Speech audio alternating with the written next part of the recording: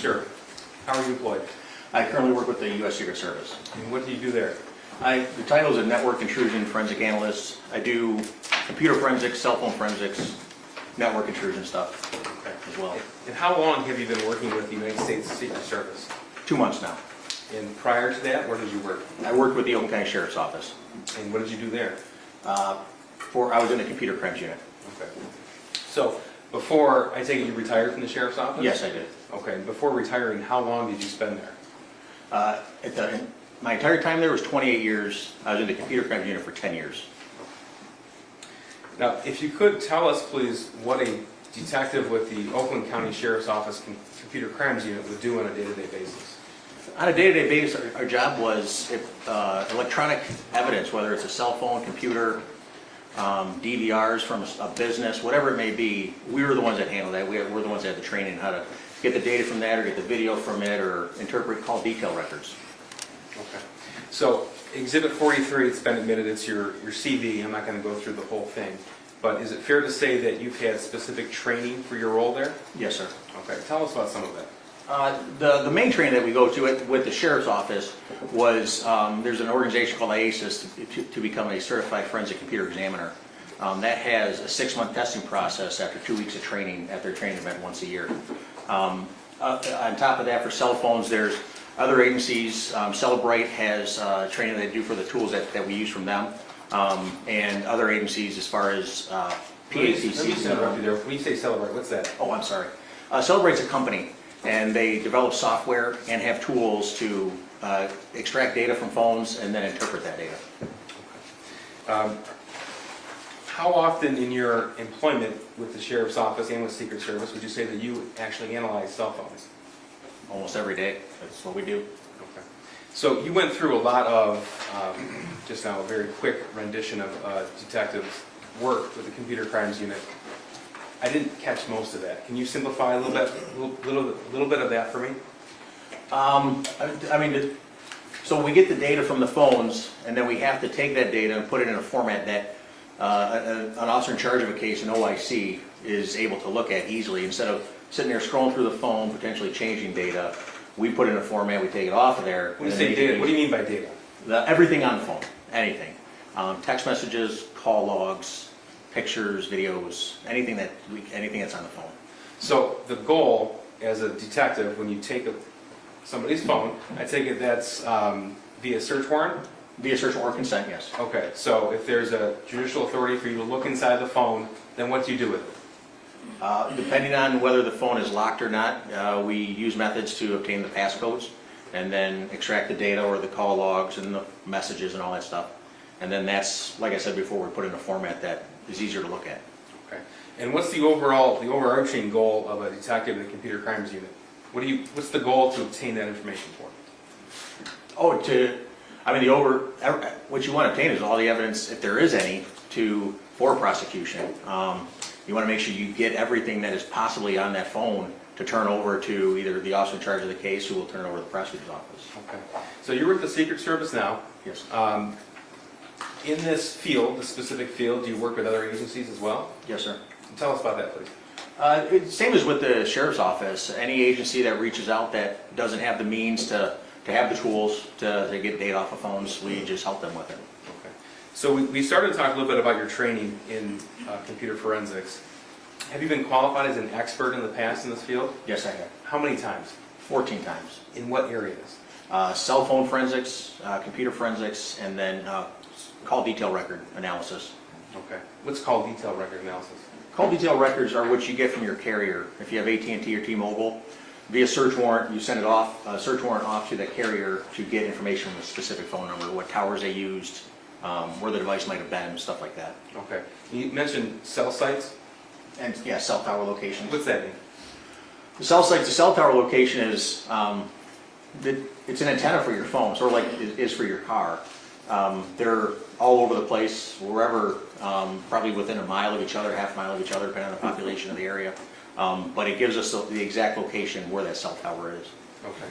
So in your over 10 years of experience working with the digital extraction of data from cell phones, would you say this field has changed? Yes. Okay.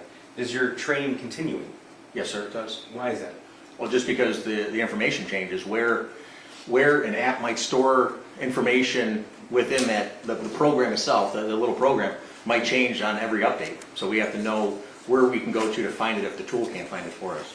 Okay, when you say the tool, what's that mean? The Celebrate software, either the physical analyzer software or other methods to get the information off the phone. So then would it be fair to say that as technology has changed and evolved over time, so is the training of computer crimes detectives? Yes, sir. Okay. And is that training continuing? Always. Judge, at this time I'm going to move to qualify this witness as an expert in the field of cell phone forensics and historical cell site analysis. Okay, he said computer forensics, cell phone forensics, car detail analysis. Are those the areas? That's what he's been qualified in the past, called detail records, but in this particular case, he's going to be qualified as an expert in the field of cell phone forensics and historical cell site analysis, Judge. Historical cell phone.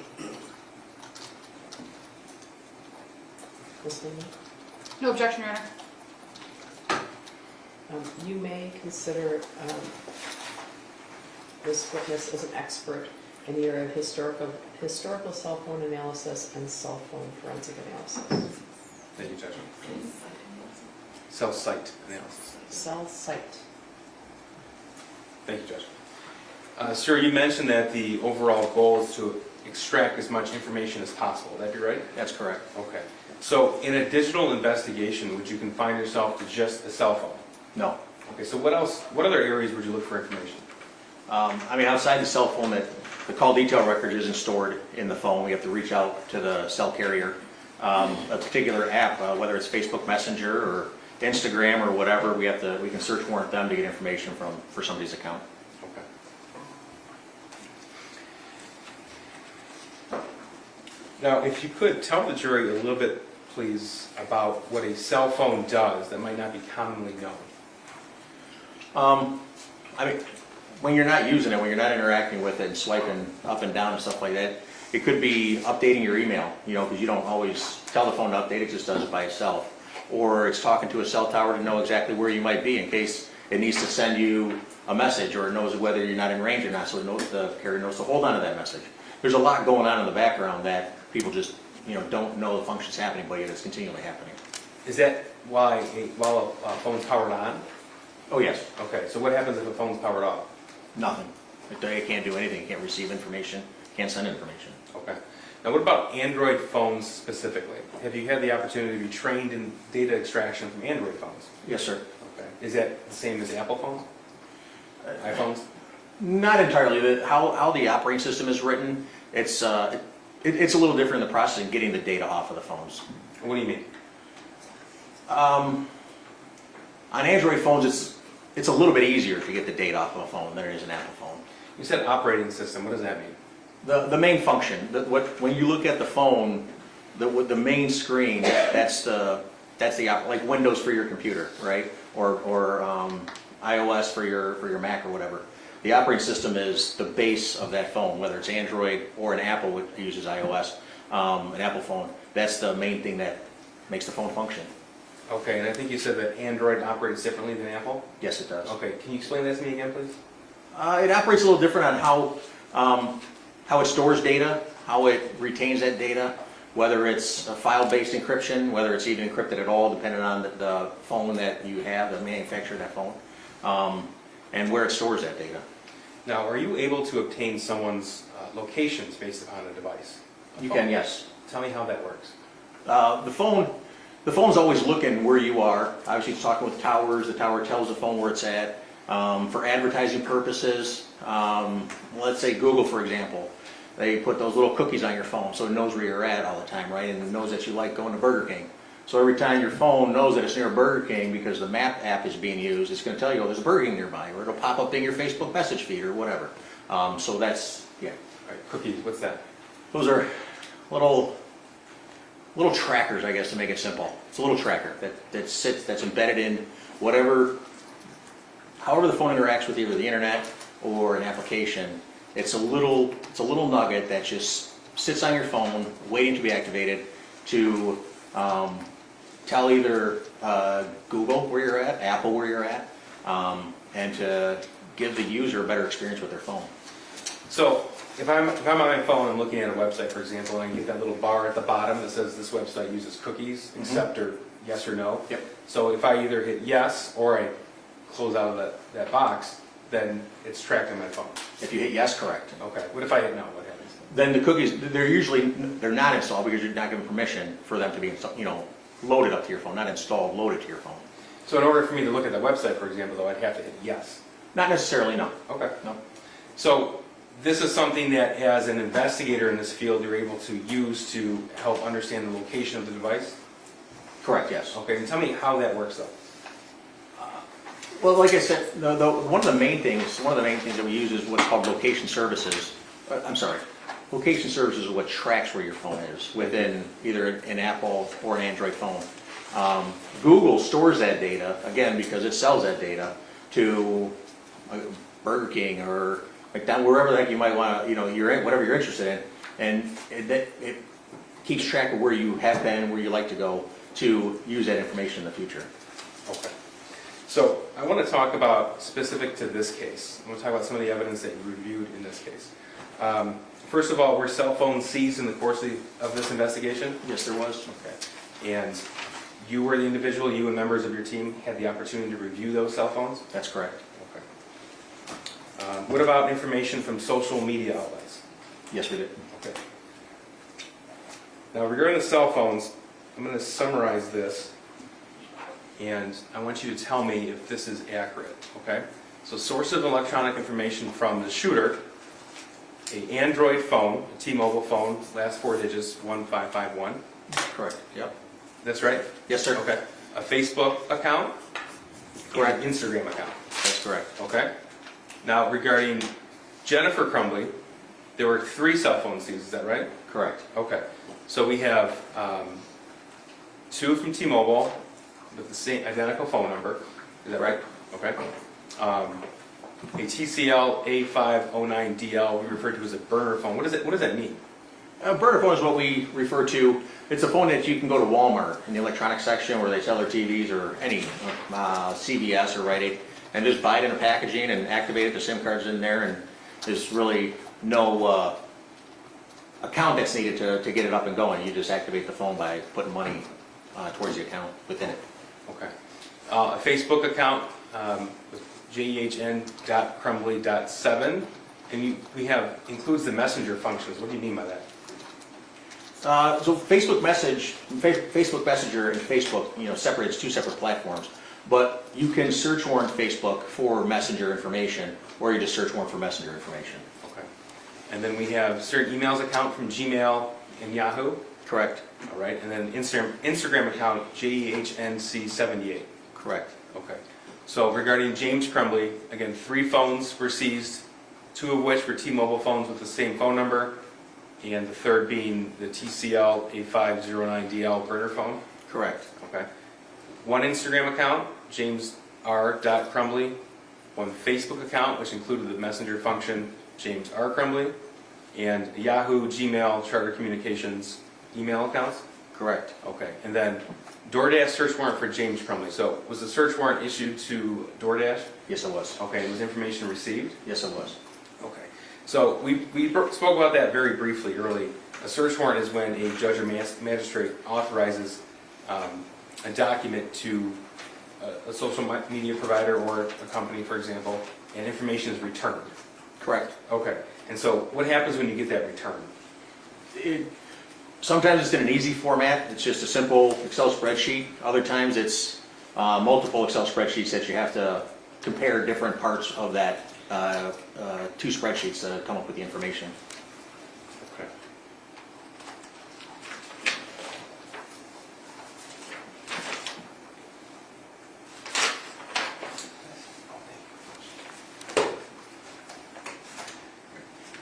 Now, your role normally would be to talk about cell phones, computers, cell towers, things like that. Correct. Okay. So, with your permission, I'd like to talk to you about November the 30th, 2021. Do you remember that day? Yes. Okay.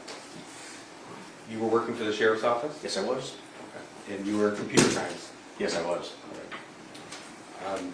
Were you working that day? Yes. 12:50, 12:51 in the afternoon on November the 30th. Do you remember where you were? He's probably driving pretty fast. Okay. And tell me why. We got news from our captain that there was a shooting at the Oxford High School. Prior to that, we, our sergeant who was off that day,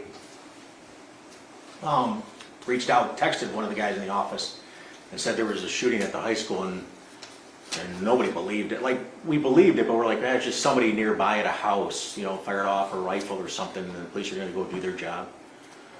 And then a couple minutes go by, and the captain comes in and he said there's been a shooting at the high school, and he said all hands on deck.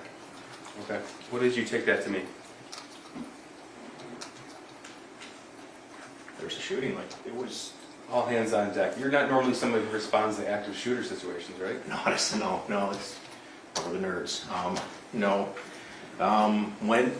For the captain to come to the computer crimes office, it was, all due respect to the guys in there and the gals in there, that's not their job to deal with that. The fact that he came in there it was a really big deal. Okay. And you mentioned you were driving pretty fast. Tell me about that. I remember getting out to my car. At the time I had a white minivan that had lights and siren in it. No one ever took it seriously when you turned the lights and siren on. But I remember pulling out of the parking lot, and I looked to my left, and there's, it didn't seem real. It didn't seem like this, like I'm thinking in my head like this is just blown out of proportion. Because I didn't have my radio on in the car, I couldn't hear the radio traffic at the time. And I looked to my left, and there's two patrol cars, not even from our agency, not even from the sheriff's office, come around the far corner on this complex by the medical examiner's office and the animal control. And they turned that corner on two wheels on each side, on the back, coming around that corner, their lights were shining, they were going fast. And I'm like, holy cow, this is real.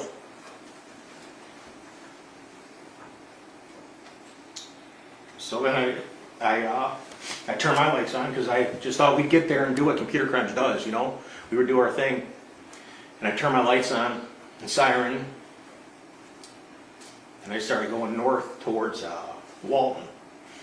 Telegraph runs up to Walton, and it cuts over to US 24. Telegraph cuts up to Walton, and it goes over to M24.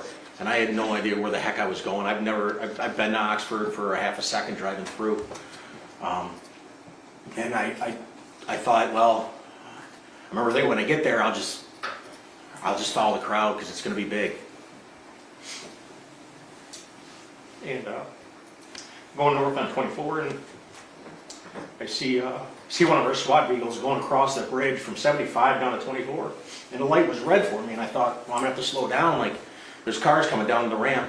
And I remember getting closer and closer thinking, how come nobody's going? Like, my light's red, this cross traffic should be going. Like, because as a police officer, obviously, when you run a red light, it's extremely dangerous. You don't do it haphazardly. And I'm approaching this light thinking, I'm going to have to slow down. And as I get to the light, I look over and there's a patrol car just sitting. I don't know what agency they work for. And so I go through that intersection, and then I see them join up behind me, and then I see two other patrol cars from another agency coming up behind me. I remember, I don't know if it was Brown Road or what the next major crossroad up the hill there. I remember that light was red and there were cars stopped in both lanes, and I thought to myself, I'm going to have to go onto the shoulder.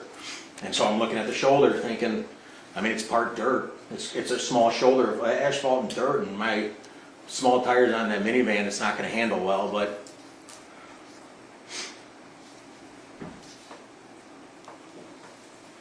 we're not going to stop going, right? So I remember feeling the steering wheel shaking from the gravel, and I get around and keep driving north. Crowd still following me. I look up in the mirror every once in a while, and there had to been, I couldn't count them. They were so far deep behind me, and the ambulances and the SWAT vehicle, and we get up into town, up into Oxford, I think we were. And as I'm approaching the light, it just changes red. So obviously cross traffic doesn't know what's going on there. You might just have somebody that just goes straight, and again, it's dangerous. It really is. And so with the lead car, I've always been told the lead car in a situation like that, you always hold that intersection for everybody else behind you because they're coming. And so as I inched into the intersection, I stopped dead in the intersection with the lights and siren going. And I counted 16, at least 16 vehicles just go screaming past me. And we start getting into town and northbound traffic's blocked. It's dead stopped. I remember going against oncoming traffic. And now you see cars coming at you, you know, and you're the whole way there, all I could hear on the radio was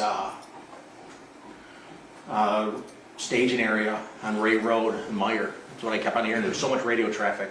I heard bits and pieces of other things, but that like really stuck in my head. And so we're just driving north, and finally I just see a Meyer, and I'm like, okay, well, we got to be far enough north. This is where I got to go. And so I pull off onto Ray Road, and I meet up with other deputies in the area. Okay. If you could describe to us what you saw when you arrived at that Meyer.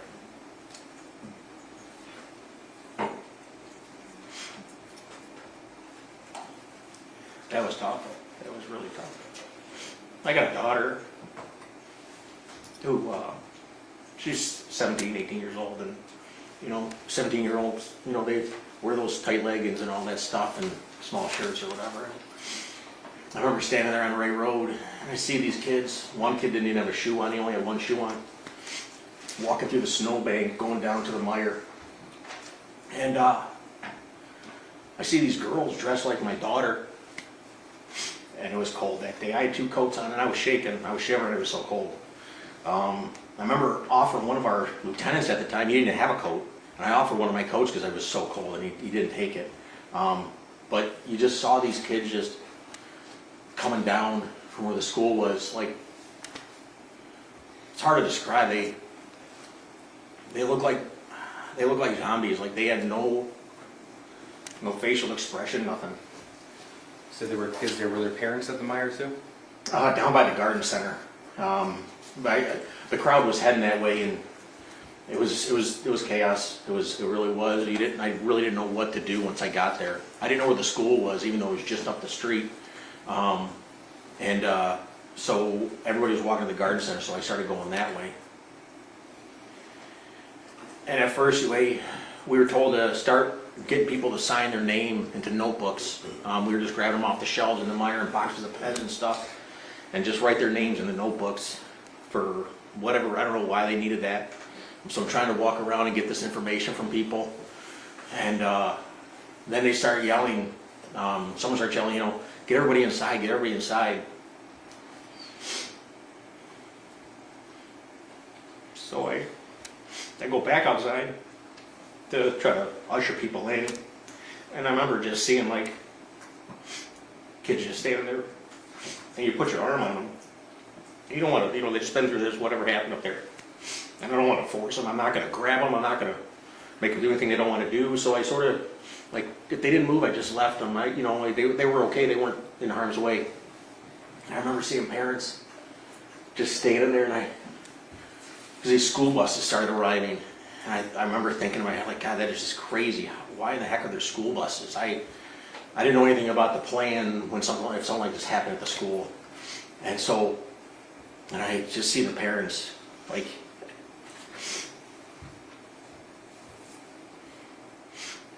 you see them just almost praying in their head that their kid came off the bus.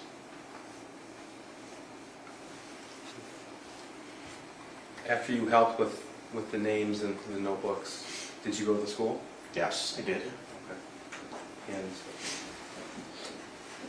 were you directed to go to school, or did you just know that's where you were needed? No, one of the other detectives, Jeff Enger, he responded to the school, and he called me on my phone and said they were trying to get the video from the surveillance cameras in the school. And at the time, I was a little more versed in that side of the job. And so he just wanted a little help with that. Okay. So tell me about, you arrived at the school. Where did you initially go? I went to what would be the north side of the school. There's a big circle drive there. and it's the side that like the main office is on of the school.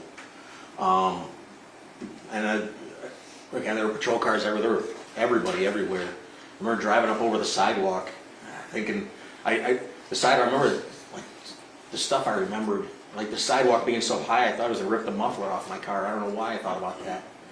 And I go up over the sidewalk and I just stopped my car because that's what seemed like everybody was doing. And I walk in the door, and one of our sergeants is standing there, providing security just for that door so people aren't coming in, they shouldn't be coming in or whatever. And I asked him where the security office was, because that's where Detective Egger told me he was, and pointed me to the office, and people eventually pointed me back to the security office. Okay. And who did you encounter when you went there? As I walked in, I remember seeing the security officer, Jim Rourke, was in there. Deputy Jason Lewert was there. I didn't know him at the time. ATF agent Brett Brandon was in the room. Right here behind Yep. And Lieutenant Marsban was in the room. And you said at that point you were called over to help with the security footage. That's correct. Okay, so tell me what your role was at that point. Obviously, the bosses are going to want to know what happened, where it started, all that information, and I wasn't given any direction. We weren't given direction, but we just had to figure out when it started, where it started, how it started, as much as we can, because they're going to want to know that information. And so we just started reviewing video footage. At that point in time, was the high school still being cleared? Yes, it was. Okay. And when I say being cleared, we haven't had another officer testify yet. What does that mean? To clear something, you're going to look for more bad guys. You're going to look for maybe bombs that might have been placed, someone hiding in a room because they know the police are there, so they're checking every room, every closet, everything in a high school, going door by door, checking it all. So tell me how it is that you went about your job that you were called there to do that day. Jim Rourke, like I said, he was the head of security, and they had a system where you didn't actually interact with the DVR system itself. You interacted through a portal, a web page, to access the server where the video was stored at. And thank goodness he was very well versed in that. So I immediately, I told him, I said, well, you got to help me figure this out because I don't know what's going on here. So Jim and I sat there, went to the hallway that started, and tried to determine at what time the shooter went in there. So how many cameras approximately did Oxford High School have equipped for surveillance footage? Well, they released 100 cameras. Okay. And it was your responsibility to review that footage? Yes, it was. Okay. Judge, this might be time for a natural break.